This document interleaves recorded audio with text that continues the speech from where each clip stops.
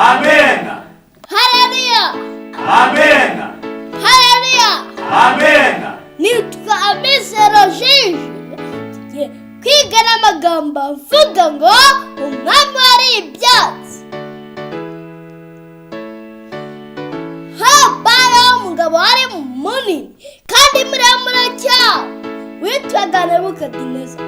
Uwo mugabo yari umunyembaraga kandi w'umwirasi.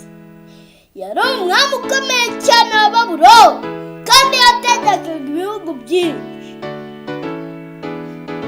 Umunsi umwe Nebukadineza yajyanye n'abasirikare bakomeye bagenda bicaye ku mafarashi maze asenyera Yerusalemu.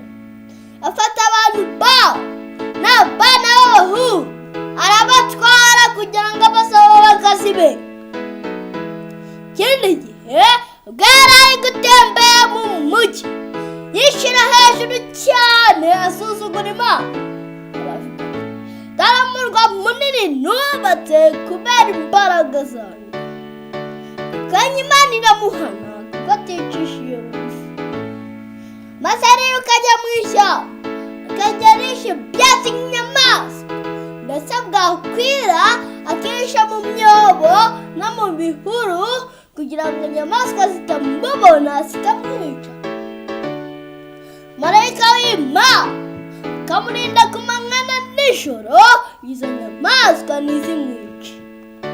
Hashize imyaka 7 yose abatware be baza kumushaka, baramufata barongera bamugarura mu mujyi. Imana irongera mu bwenge nk'ubw'abantu.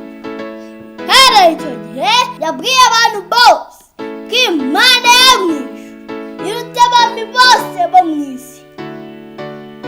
Uwo mwami w'i Babuloni yaravuze ati njyewe Nebukadineza nshimira umwami wo mu ijuru, ndamusingiza ndamwubaha kuko imirimo ye yose ari iy'ukuri kandi inzira ze ari izigororotse, ariko abibone abasha kubacisha bugufi. Hano hari agatekerezo k'umwana wajyanye na papa we gusura inyamaswa muri pariki, maze bagenda urugendo rurerure cyane mu ishyamba. Maze bagera ahantu bahabona utunyamaswa duto twinshi. Umwana abaza papa ati utu tunyamaswa ni utwande? Baramubwira ati ni utw'Imana. Umwana arongera abaza papa ati none ko ari twinshi Imana izajya itumenya? Baramubwira ati Imana isi biri mu isi byose kuko ariyo yabiremye. Papa arakomeza aravuga ati buriya natwe tumaze kudusimba duto twinshi, ariko Imana yasaba kutugira abana bayo batuyiheshe icyubahiro. Mbese wishimiye guhesha Imana icyubahiro muri byose?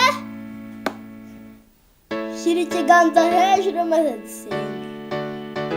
Data twese uri mu ijuru, Mana yarakunda n'icyubahiro, udufashe tuguheshe icyubahiro muri byose mu izina rya Yesu, amen.